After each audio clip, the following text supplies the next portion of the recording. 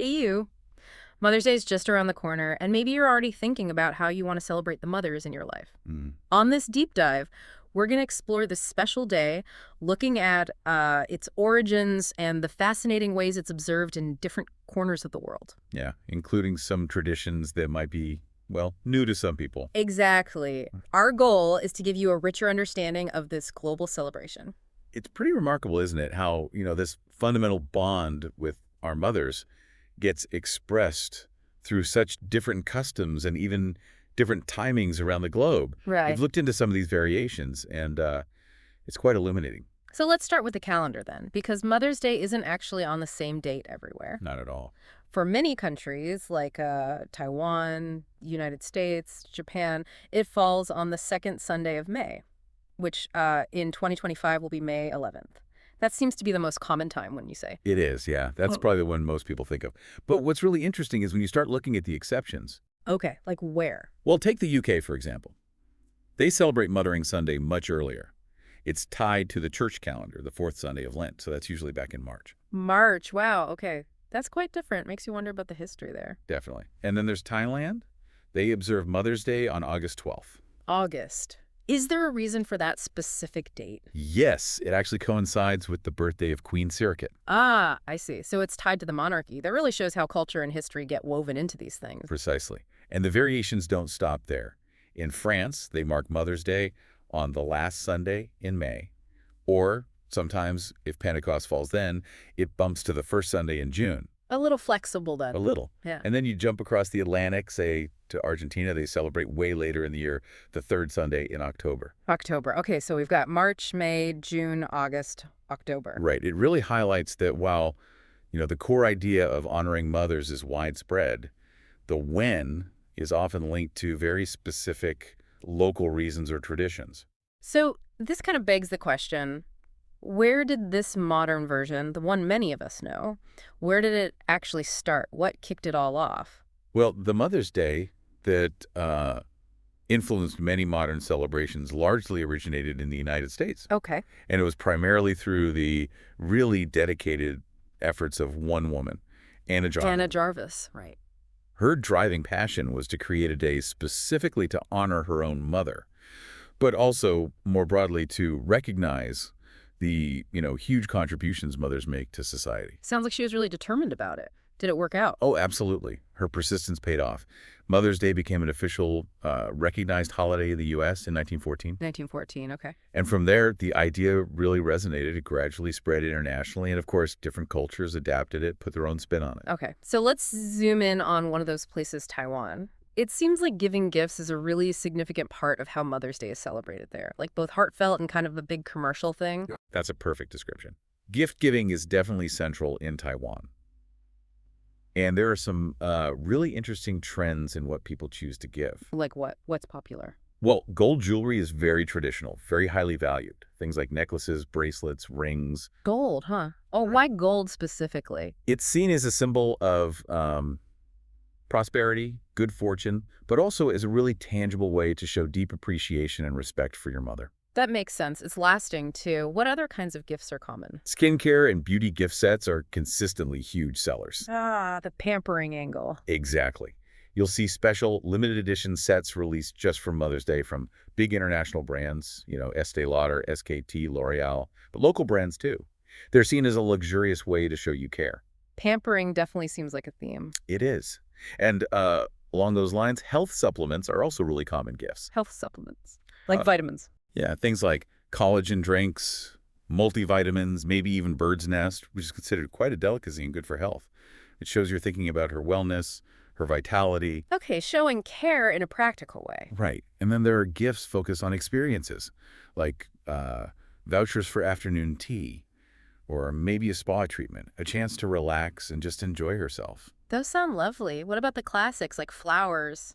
Still popular. Oh, absolutely. Flower arrangements are always a go-to. Carnations have been the traditional Mother's Day flower for a long time. Right. I associate carnations with it. Yeah, but hydrangeas and lilies are becoming really popular choices now, too. They offer maybe a different look. Variety is good.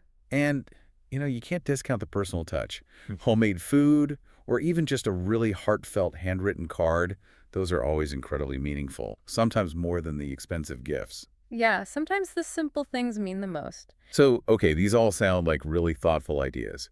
If someone's actually in Taiwan and looking to buy one of these gifts, when do things start happening, like the sales and promotions? And where should they look? Good question. The Mother's Day sales push usually starts around mid to late April. Okay, so a few weeks beforehand. Yeah, exactly. And it really ramps up and peaks in that first week of May, right before the day itself. Yeah. As for where to shop, well, department stores are major players. Like the big names. Right, Shinkong, Mitsukoshi, Sogo, Far Eastern, those places, they'll have big promotions, often like, you spend a certain amount, you get a free gift, that kind of deal. Ah, the gift with purchase thing. Exactly, and they often have exclusive gift sets you won't find elsewhere. Then, of course, the beauty counters within those stores or standalone brand shops, they'll have their own limited time bundles, maybe with extra samples or a tote bag or something. Okay. And what about online? Is that a big thing too? Oh, absolutely. E-commerce platforms like Shopee or Momo are huge for this. They'll have flash sales, special coupons, dedicated Mother's Day sections, lots of activity online. Right. And even, supermarkets and bakeries get in on it. You might find nice gift boxes with cakes or special teas, sometimes even little Mother's Day themed bento boxes. So lots of options then. Yeah. Any quick tips for navigating all that? Well, the classic advice always applies. It's smart to compare prices. Check online versus in-store. Right. Sometimes online deals are better, but if you need it last minute or you just want to see the gift in person, then heading to a physical store is probably the way to go. Makes sense. Now, something I find really fascinating is the cultural meaning behind gifts. You mentioned gold symbolizing longevity. Yeah. Are there other gifts in Taiwan that are seen as particularly like lucky or auspicious for mothers? And crucially, are the things you should definitely avoid giving? Yes, absolutely. The symbolism of gifts is, well, it's pretty significant in Taiwanese culture. For gifts that are generally well received and seen positively, gold, as we said, is big. Wealth, health, lasting love covers a lot. Okay. Skincare and wellness items are also seen as thoughtful and practical, showing you care about her well-being. Right. Makes sense. And those relaxation experiences, like a spa day or afternoon tea, they're viewed as a nice reward for all her hard work, acknowledging that effort. Okay, so those are the good ones. What about the potential pitfalls? The gifts to steer clear of? Right, the ones to avoid. There are a few key ones, mainly because of how the words sound in Mandarin Chinese, which creates unlucky associations. Oh, interesting. Like what? Okay, so umbrellas. The word for umbrella, san, sounds like the word for to break up or scatter. Oh, dear. Yeah, so giving an umbrella can imply separation, which is definitely not the message for Mother's Day. Definitely not. Yeah. No umbrellas. What else? Shoes. Giving shoes, can sometimes carry a connotation of wanting the person to sort of walk away or leave. Again, not ideal. Right, okay. It- Avoid shoes. Any others? The really big one, the major taboo, is giving a clock. A clock. Why a clock? Because the phrase for giving a clock, songzong, sounds exactly the same as the phrase for attending a funeral, like paying last respects. Oh, wow. That's really bad. It's considered extremely inauspicious, so definitely no clocks as gifts. Understanding these kinds of nuances, it just helps you avoid an awkward moment and make sure your gift is actually received well and feels appropriate. That is incredibly useful information. Seriously good to know. Okay, so thinking about shopping, maybe for listeners who are navigating these situations and want to use some English, could we go over a few helpful phrases? Absolutely. Yeah, that's a great idea. Okay, so if you walk into a shop, you could just start with, I'm looking for a Mother's Day gift. Pretty straightforward. Useful enough. If you want to know about those special offers we mentioned, you can ask, do you have any special gift sets?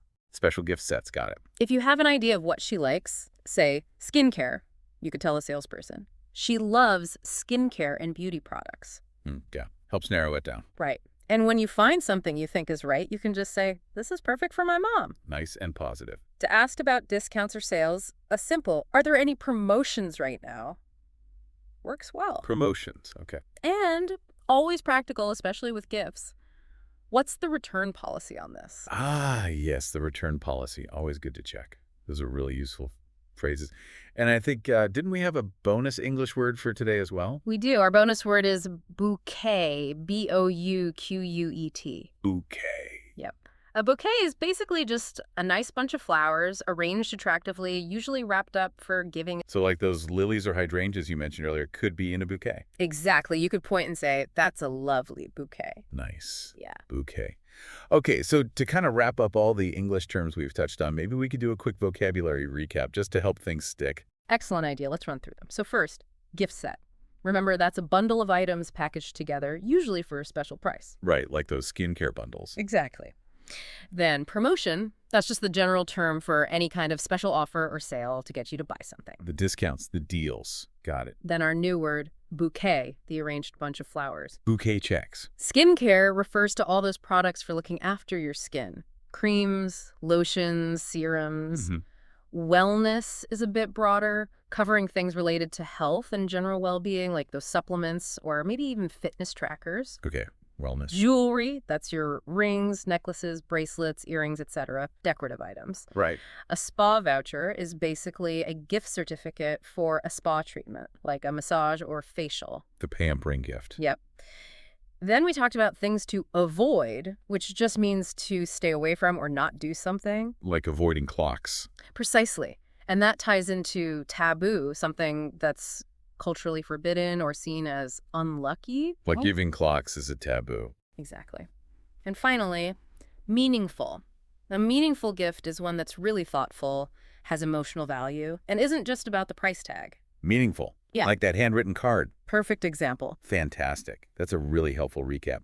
So as we finish up this deep dive on Mother's Day in Taiwan, it really feels like it's this interesting blend, isn't it? There's tradition, there's showing gratitude, and yeah, definitely some serious shopping involved too. That sums it up pretty well. And, while those popular gifts, the gold, the fancy skincare, are definitely appreciated, I think the core message remains the same everywhere. It's the thought, the love behind the gesture that really matters most. Absolutely. Whether it's something expensive or just, a simple heartfelt note. Exactly. It's the intention that counts. So with all that in mind, the traditions, the gift ideas, the things to maybe avoid, the vocabulary, this kind of makes you think, doesn't it? Yeah. What do you eat listening right now, thinking about getting your mom this year? Definitely giving me some things to consider.